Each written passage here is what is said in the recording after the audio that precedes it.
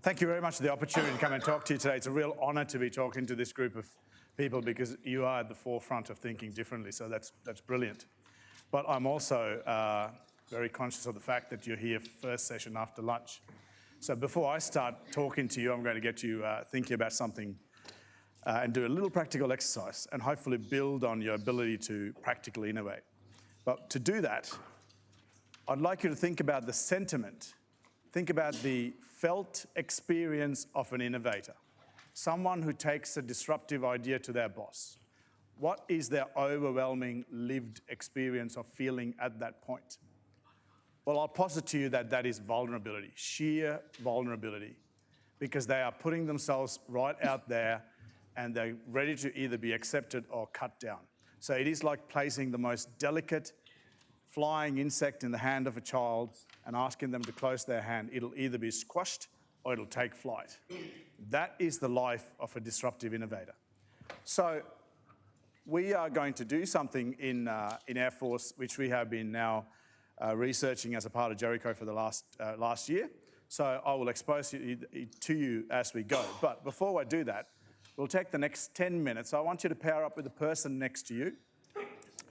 One of you will be the initiator, and you will have an idea. I don't care what that idea, it could be esoteric, it could be a concept, it could be the thing that you pitched today, an idea. And the other is the sponsor, the first contact. And I want you to think about the person you're most likely to pitch that to. Don't think that you are here today in a disruptive innovation forum and that's what you're going to talk about. Think of the people you are most likely to come across in Army, Navy and Air Force. The people who are usually either cynical or too busy with their day-to-day activity or can't see the potential for your idea. Be that person. So one person will pitch their idea, 2 or 3 minutes, and the other person will respond to that idea. Having done that, I'll stop you and we'll go on with the presentation. At the end, I'm going to get you to do that same thing again with some tools. And then I'll ask you to tell me if you had an uplift in how that conversation went, because that is the point at which innovation dies in defense. Okay, crack on. Gents, we might get started. Thank you very much for getting into that with gusto. I ask you to remember what you felt and what you were told and what you discussed, and we'll come back to that.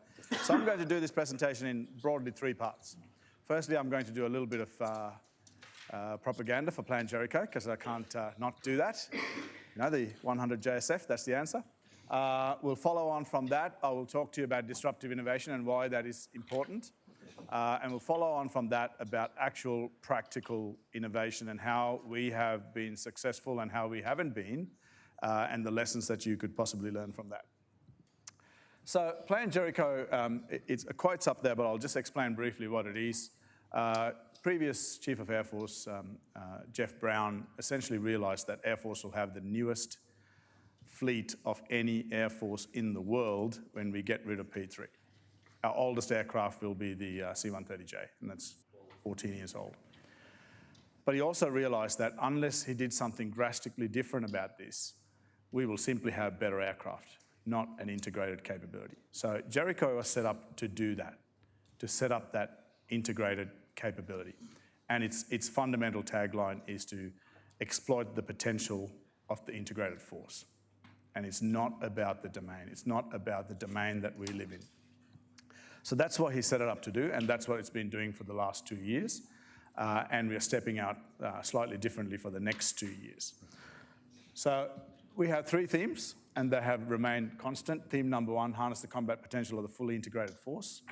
Theme number 2, develop an innovative and empowered workforce, which is why I'm here today, and change the way we acquire and sustain capability.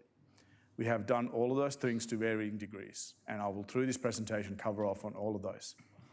But just on that first point, we have a very simple hypothesis, and that is this. The future of warfighting is not domain-centric. It does not belong to a domain, and it doesn't belong to a master of a domain. It belongs in the liminal zones between domains, meaning integration. And the future warfighter who will thrive should be the person who's most comfortable in the liminal zone between domains. And that requires something very special. That requires empathy. And I put to you today is how many of you in your military career have learnt about empathy? because without empathy, you will not be able to work cross-domain. So park that away, and we'll come back to it. So Jericho and disruptive innovation. I'm going to give you two examples, one historic and one from now. The one on the left is basically from World War II. All these aircraft are coming back from bombing missions, and they were coming back with all of these holes. So a bunch of US Air Force officers got together and did an analysis, and they said, we need to give ourselves an advantage by armoring these aircraft so we can protect them. And they came up with an algorithm that said, here is where we're getting hit the most, that's where we should armor. Luckily, one of them, probably someone in this room, had a thought that they should go to an MIT professor and check the maths. So they went and saw Abraham Wald, a Jewish immigrant who had gone on to become a professor of mathematics at MIT. And the first question he asked after 15 minutes of looking at the data, where are the missing bullets? Of course, the Air Force engineers in the room were dumbfounded. What missing bullets? He said, go find me a wreck and bring it back. And the missing bullets were here.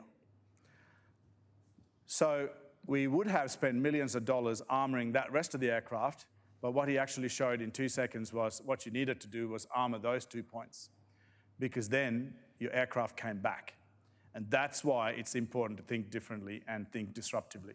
And that's a historic example, and that then gave us an advantage for the next 60 years to a point where we started putting the engines inside the aircraft, because that's how vulnerable they were. Second example is this one on the right. In my job, I have the most wonderful thing to be able to go between organizations, speak to engineers, speak to academics, speak to startups, and make the connection back into our organization. So I went to listen to this lady here, Francisca Iacopi. She's a professor at Sydney, and she deals with graphene. Graphene, most of you would know, I'm guessing half of you ride those fancy bikes that cost 10 grand. They're made out of graphite, but there's a substance called graphene. If you saw graphene, you won't see it, because it's one cell thick. But conceptualize this. A hammock made out of 1 square meter by 1 square meter of graphene can hold a 4-kilo cat on it. And you won't see it because it's invisible, but it also powers the cat's fridge and flat screen television, mobile phone, and if it had other sorts of devices, all of those things. So we were really interested in graphene and what we can do about graphene. So I went there to look at graphene and its use to defense. But very quickly I started getting interested in this guy, because he kept popping up in lots of different graphene presentations. And also I couldn't talk to him for some reason, he kept disappearing. So I did a bit of digging around, turned out to be USAF Colonel John Boyke.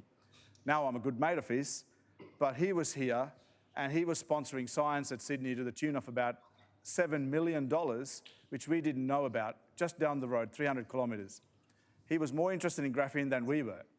So I came back and hooked up with Jim Tobin, our Lieutenant Colonel, who's in Air Force, Lieutenant Colonel in Air Force Headquarters, and I said, mate, how much science are you sponsoring in this country? Anyone has to guess? $80 million worth of science is how much the USAF Research Lab sponsor in Australia. We don't know about any of that. So now Jim and I'm talking, Jim is talking to other people, we're trying to leverage that science. So again, the importance of asking game-changing questions, thinking about differently.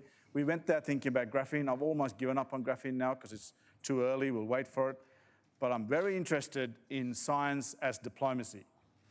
That's where that took me. So different question, we are now looking at a different approach. So why are we doing that? And this is why disruptive innovation is important to us. We're calling this idea transient capability advantage.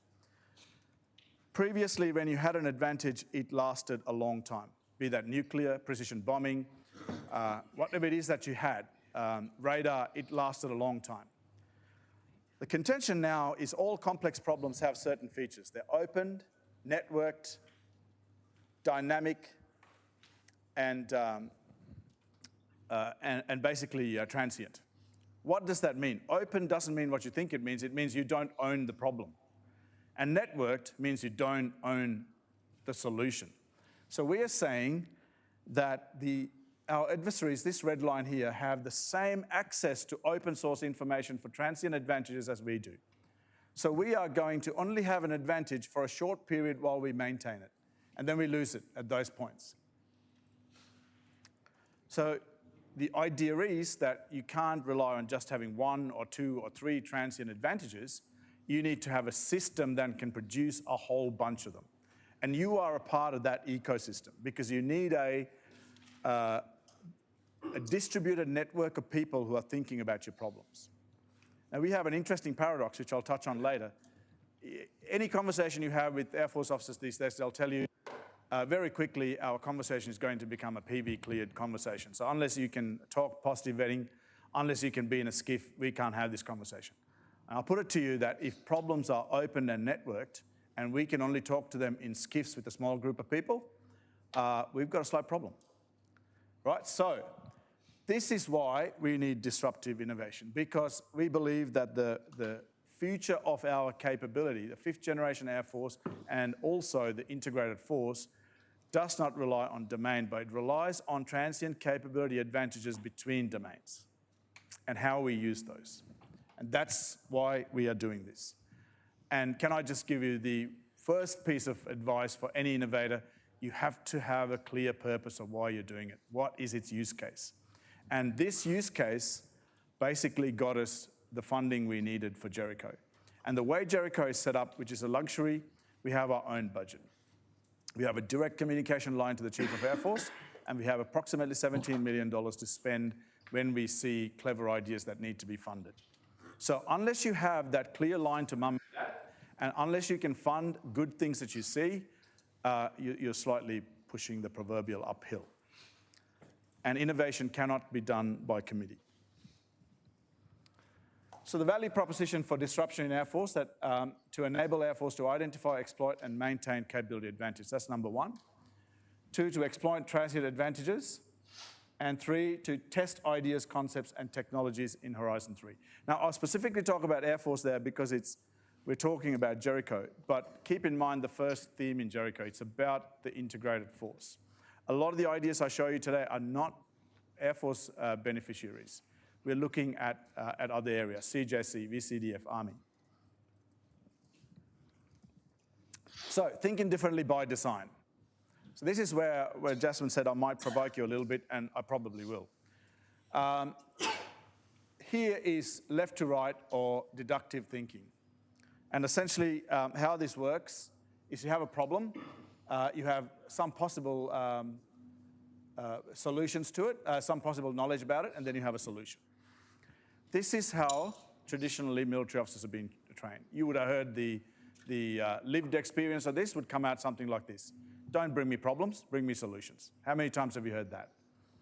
Well, whoever tells you not to bring you a problem but to bring you a solution, they're one of these people. And traditionally, we have rewarded these people. So Army, Navy, Air Force promotes, gives commendations to, pay increases, and essentially the power to people who think and think fast. And that's not a bad thing. I was sent to Aceh in 2004, I think, after the tsunami, and it was total chaos. And no one wants me to sit there and design think the crap out of that solution. I just need to get shit done. And that's fine. That's what I was trained to do, and I could do that. And in that context, it fits. So it starts with what we think we know from the past. This information is used to make decisions about the future, and a linear path is taken to that. It's very fast. You can make these decisions quickly. Here's another little strange story. How quickly do you need to make decisions? Now, you will hear Army officers quite often narrate, particularly in this beautiful institution during Command and Staff College syndicates, that you need to think fast. You need to be able to command. You need to be able to drive solutions really quickly. I posit that the times you need to do that are minuscule. 99% of the time you're trying to influence. I heard General Campbell stand here and say to the last Staff College cohort that he valued influence over command. And I think that's what he meant. Not that he was writing off commanders, don't come way, I'm not going to give you pay group 8. I don't think that's what he was saying. He was simply saying, I need you to influence because you're going to be sitting in Canberra writing a capability narrative that will get government to give me the capability I want. And that's not going to come from standing in front of a group of people and yelling with the first thing that comes to your mind. You need to think differently. So what does this give you? This gives you a model of thinking that is best suited to well-understood problems. So basically, simple or complicated problems, not complex problems. Well, if that is that, what do you need for complex problems? You need that, abductive reasoning. Abductive reasoning was first postulated by a philosopher called Adrian Peirce back in the 1800s, a US guy. He was cantankerous. He died a pauper. His wife left him. People hated him. But this is his only contribution to society, and thank goodness he did. Because what he's essentially saying is he starts with the question that we need to ask to achieve our future goal. So it says, forget the problems of today. Think about where you want to go and what does that look like. And then reframe those problems and understand what needs to happen to get there. General McChrystal calls this prototype warfare, which is you don't need to know where you're going, but you can start the journey and start prototyping that future. And an iterative path of action will be developed to get you there. Now, this does not take you in a straight line. It meanders back and forth. Traditionally, military officers find this extremely painful, extremely uncomfortable, time-wasting, and essentially, if you try to do this at work, the chances are you will get smashed. You'll be told to go back to your desk, write a brief, come back, purpose, method, end set, 3 points, 2 options, with the preferred option shaped so that that's the one that gets ticked. You all know what I'm talking about, right? So this is what Chief of Army, Chief of Navy, and Chief of Air Force, VCDF, this is what they need.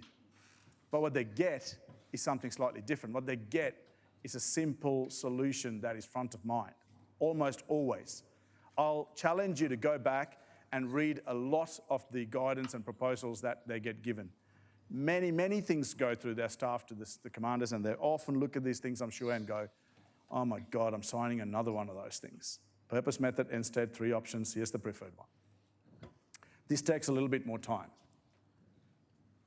This type of thinking is needed for complex and emergent problems. So, practical innovation in Jericho, keeping that in mind. Incidentally, before I move from that, we are on a quest to educate military officers to do this. So we are using design thinking to do that. We tried to introduce design thinking to Staff College last year. It was a colossal failure. But we learned from that, and we're going to re-attack that today. So I'm delighted to see General Ryan in the audience.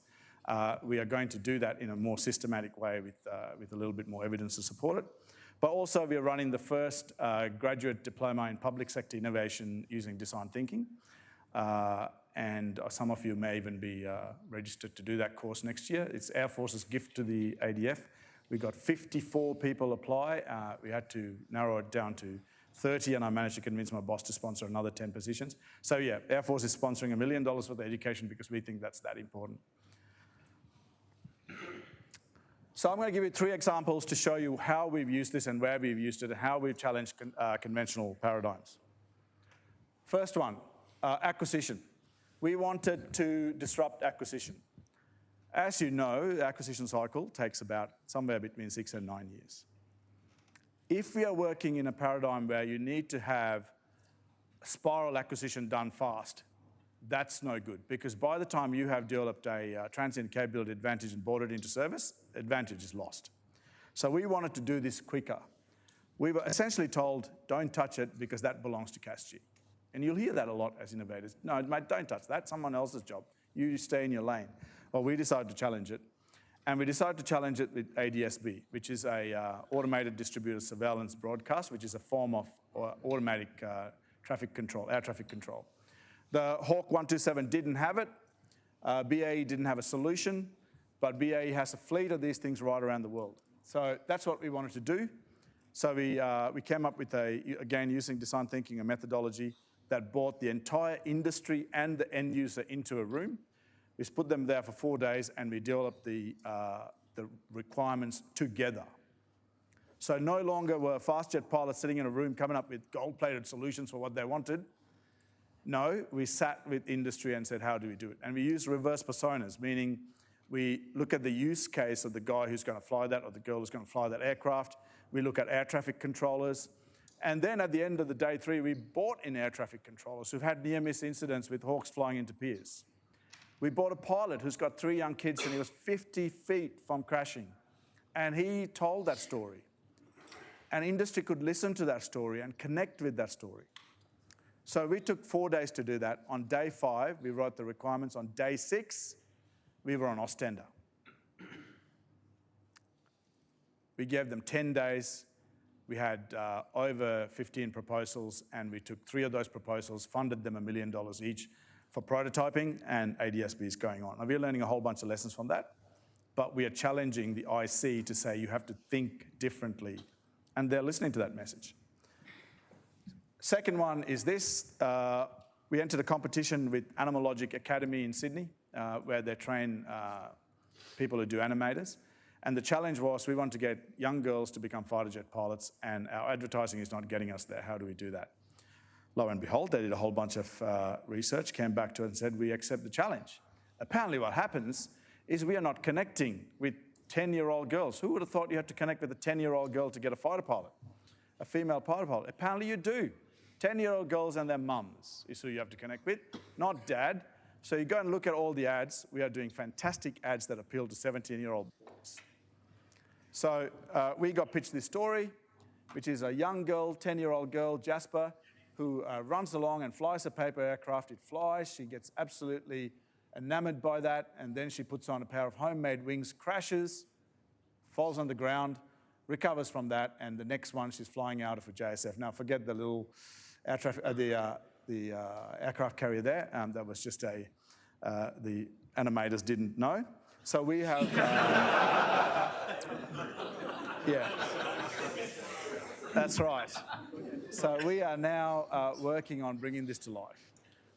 Chief and Deputy Chief have okayed it. We're putting up a short cost paper, and this will become a 30-second animation to the quality of things like Frozen and Happy Feet.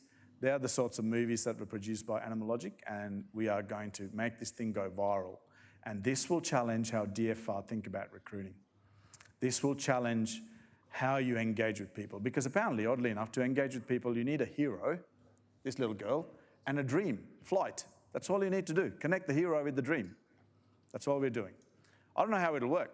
We're investing about $500,000 in it. It might crash, but we're willing to crash it, see what happens. Because then we can move on to something different. And the last example I'll give you is this one. All Army officers in the room should now start to slowly hang your head in shame.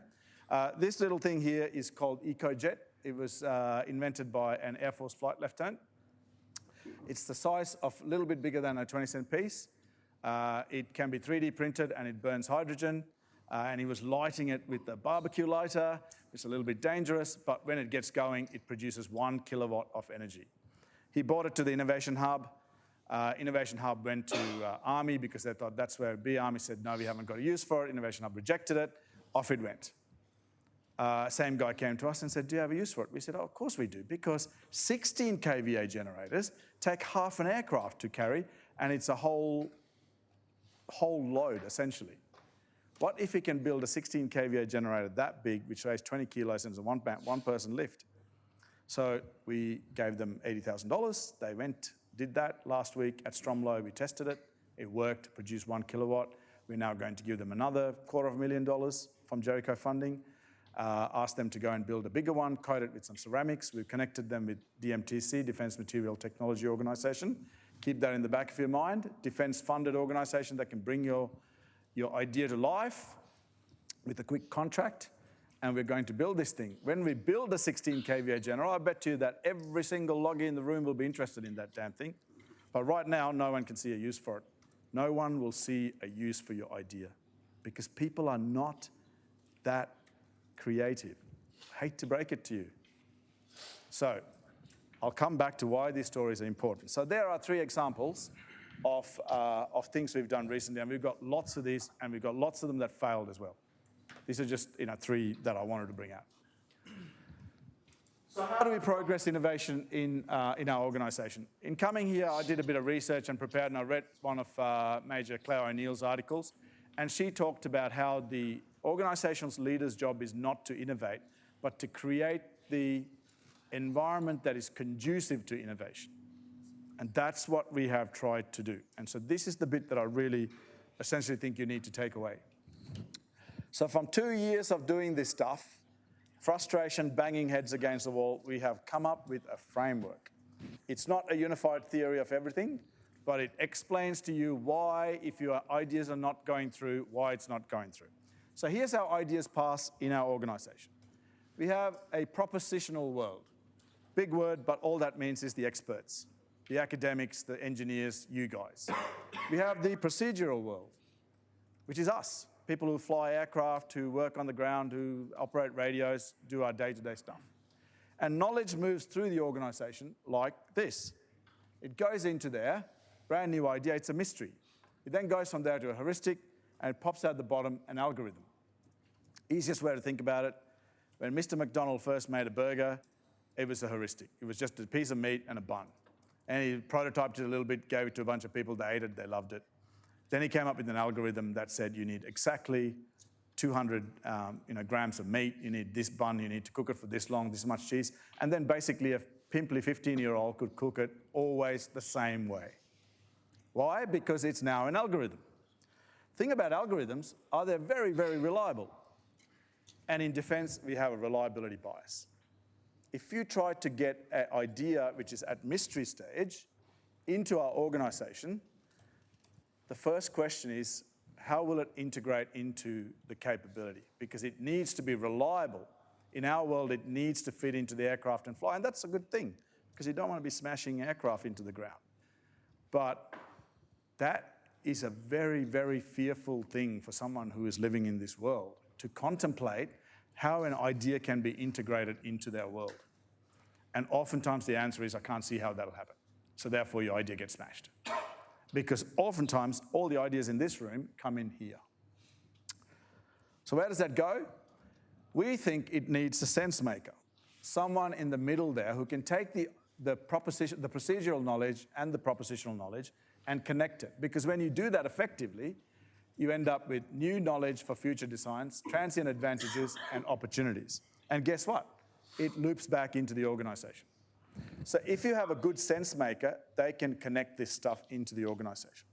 Now, Jericho's role is that, to be a sense maker and connect it. And that's what we do. And Navy are starting to do that. We have a formal collaboration with Deputy Chief of Navy, and I'm delighted to see Adam here. And we are working with Navy and the University of Technology to do that. Army was a little slow on getting on board, but now Army are getting on board, which I'm, again, happy to see through DGFLW.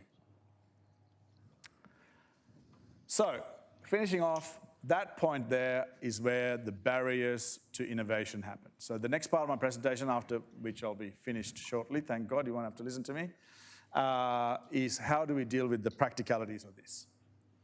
So we undertook, when we came to this realization, we undertook a study between academia, ourselves, and industry. We asked and invited the actuarial practice from Ernst & Young to come and join us. As you know, actuarials are, the actuaries have sort of got brains the size of planets, so we wanted some of them to, and the proposition was the IP we developed they can use.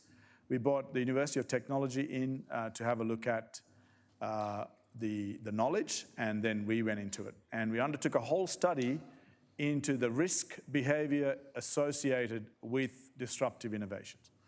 And none of this will come as a surprise for you, and these are the findings we had. At a personal level, status quo was incentivized, negative perception of failure, and risk aversion and individual legacy was to be considered. Individual legacy is probably the killer in there. Is no one wants to stuff up their legacy. And if your idea is a bit scary, it stuffs up their legacy.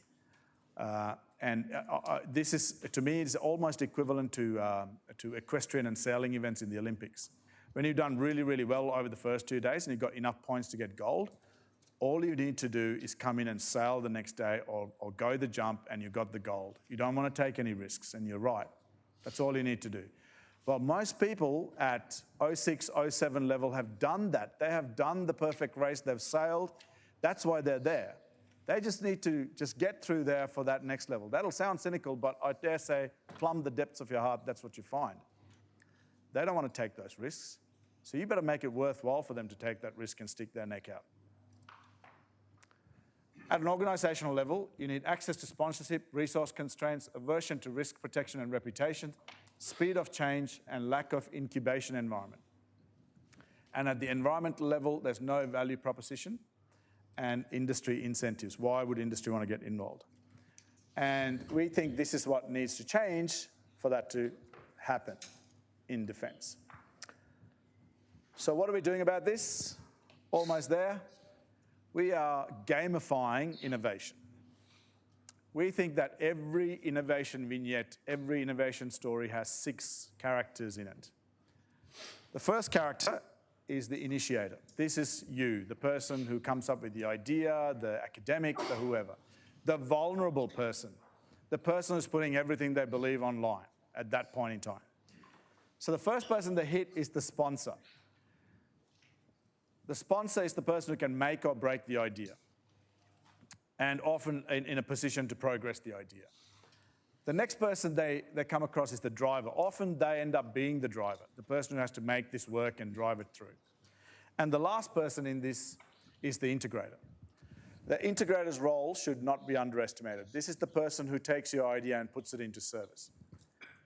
In this whole equation, there are 2 people who always kill innovation. Does anyone want to hazard a guess as to who they are? The sponsor? Yep. Yes, excellent. Sponsor and integrator. These are the 2 people that will kill your idea every time. So you'll hear people say, do not be ambitious about innovation. Only 20% of all innovations get through. Well, ask a different question. Why is it that only 20% of innovation gets through? It's because these damn integrators are too busy doing their own job day to day, and they don't have time to integrate your stupid idea into their life. That is the reality. And this guy here has to make that happen, or girl.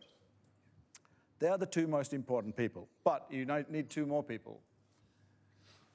Now, so I'll first talk to you about how these roles come together very quickly. Initiator goes to the sponsor. Sponsor can connect that idea with the driver, or they might ask you to go and do more work. Initiator could become the driver. From there, it goes to an integrator. It's almost never the initiator who's the integrator. That is our experience. It might be a rare occasion, but usually not.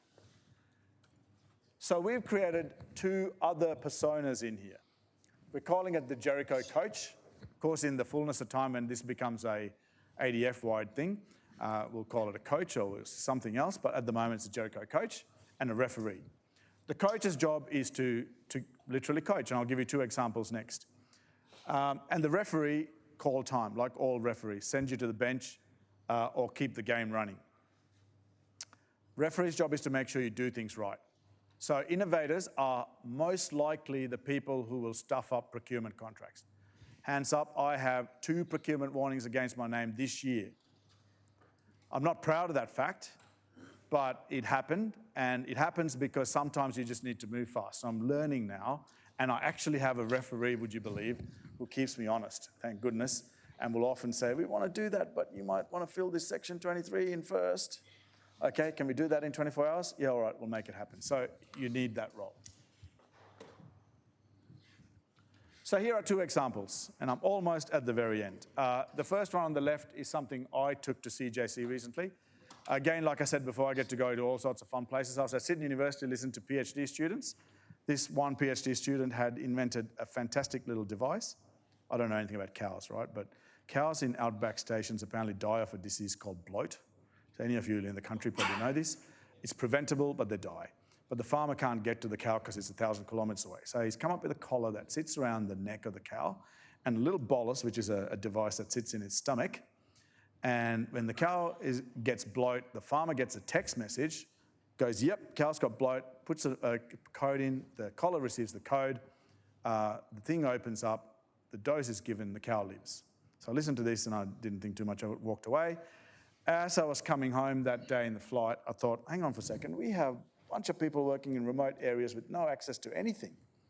What if they had a medical bolus inside them for all sorts of different things? Nanoscale, quantum controlled, safe, with 3D printed medication that we can remotely facilitate. Came back, did some quick legwork, spoke to the Surgeon General's office, spoke to DSTG medical countermeasures. Turns out no one was working on that. So I went to CJC and said, so are you interested in this idea? And CJC is, by the way, used to be the Jericho boss, so he always is interested in this, and he said, yes, I am. Now, he was the sponsor. He could have shut that down. He could have said, what drugs are you smoking, Jerome? He didn't. He said, mate, I need you to go to the Malaria Institute and speak to Professor blah, blah, blah, who will work with you to turn this into something cool. So I called Professor blah, blah, blah, and he said to me, we really need to quell down Air Vice Marshal McDonald's enthusiasm, because he comes up with the strangest ideas and we haven't got time to implement all these ideas. And I said, is that really what you want to do? Do you really want to quell the one guy who supports the shit out of you? And he said, oh yeah, maybe I don't. So now we've got someone to work with. So I will play that role of initiator just a little bit longer, and then I'll hand that over to our Commodore Peterson, the Assistant Surgeon General, and he'll run with it. But that happened because I knew how to play that game. But this guy didn't know how to play that game. Flight Left Turn Two Dads, Collis White, I think his surname is, but we all used to call him Two Dads, right? So came up with an analysis that the entire DP cell in Air Force at Purse Branch spend about 30 to 40% of their time answering questions from Purse policy that should be answered by everyone else. It's just that sort of question. So he said, you know what, I'll put in a chat bot. He didn't know much about chatbots, so he built it on Facebook. Well, Facebook is probably not the place where you want confidential military personal information, but that's a whole other issue. So he wrote a one-pager, tried to get it through, didn't get it through, and I happened to be standing at my desk doing something, and he came selling raffle tickets for the Christmas party. We got talking, great idea, mate, let's do something about that. So I told him to go back and see his boss, the Director General Purse, and get his support for it by showing the use case. And the use case turned up to be 40% of people working in Purse Branch answer crap questions that can be answered by a chatbot. So that now filtered it back. We're going to throw about $250,000 on that. We paired him up with we didn't, he paired himself up with a professor from Sydney University who does AI, about 25 years old. And the two of them are going to be sitting around working this and have a workable prototype in about 6 to 8 weeks' time. Navy are working on a very similar project with AI, so we now have opportunity to learn. So these are some examples I've just outlined to be able to show you the journey of an inventor and an initiator and what that looks like. So having heard all of that and given you all that on download as quickly as I can, we're going to do one more exercise. And then we'll have question and answer, and I think I'll even give you 15 minutes back. So you did that exercise before, but you did that before you understood the role of the initiator and the sponsor. Well, this time around, I have bought for you very kindly some cards for the initiator and the sponsor. So same initiator, same sponsor. Take a card each, have a read of what's said on that card, and then try to play that card this time when you pitch the same idea. Incidentally, we are rolling these out firstly with the Grad Cert program as a trial next year. After that, we're going to refine that and roll it into a whole FEG, so 600 people, probably our combat group. And then, depending on how that goes, we'll refine it again and then open it up to the whole ADF. But we are trying to gamify the process of getting innovation from 20% to higher. So play it in the spirit that's intended, and then I'll ask you to give some anecdotal evidence about the change you saw in your sponsor and also in the initiator. Ladies and gents, we might get started again. So thank you very much for doing that, again, with lots of gusto, it seems. Can I please ask you about the differences from the first persona to now? Does anyone have an example they wish to share? I know it might be a little bit vulnerable to share that here, but that you can share about the uplift of how you interacted the second time. Just more open-ended questions, which was less inclined then give a hard no. It was, what potential is it? What's the scope of this? And it allowed for a more diverse dialogue between the two. Thank you. And for me, being the initiator, I think it gave you a bit more of a structure to pitch the idea to them rather than just going in with this awesome, as you said, a mystery that you know everything about but they don't. So. And did you feel that a burden was reduced, or do you feel you actually had to think more about your problem before you did that? I think I already understood my problem myself, but yeah, it made me feel more confident in pitching because I knew that it was hitting a few more notes that it should. Okay, thanks for sharing. So I think the initiator card is essentially just a deconstructed business case, which is pretty standard. Whereas the sponsor's card, that's more so you're trying to get the sponsor to find a way to say yes, as opposed to before they were quite adverse to right, because they're putting themselves up for risk. Whereas at the want to say yes, how can you find a way to say yes? Thank you. And the sponsor? Yes.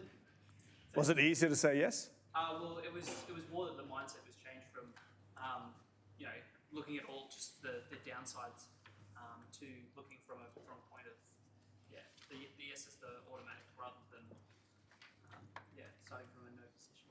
Okay, thanks. Anyone else? Okay, so a word on how we are going to use this game. We're not going to use it for your day-to-day job. So meaning your boss has asked you to do something and you don't want to do it because you're feeling jack. That is not how we're going to use it. The way this is going to be used is for a true disruptive or innovative idea. And the idea in at least how we're going to roll it out is everyone in the interaction will have the cards. And essentially the initiator will call the game. So they'll say, sir, ma'am, or colleague, I'm invoking the game. So the other person knows that's what's happening. So that is how we are going to do it, but we're obviously asking for some degree of maturity in how that gets played. So, if someone's doing an aircraft release task on the flight line, that is not the time to start playing the game. And the other thing that I'll make was when we first started this, we called it a risk study. That was the wrong thing to do. We got smashed by the risk practicing community because they thought that we were playing with the incredible ISO standard 2072 risk standard. But then we walked away from that and we made it something different, and it became about understanding the lived experience of risk and not the damn bow tie model, because that's not what this is about. So I'll leave that at that.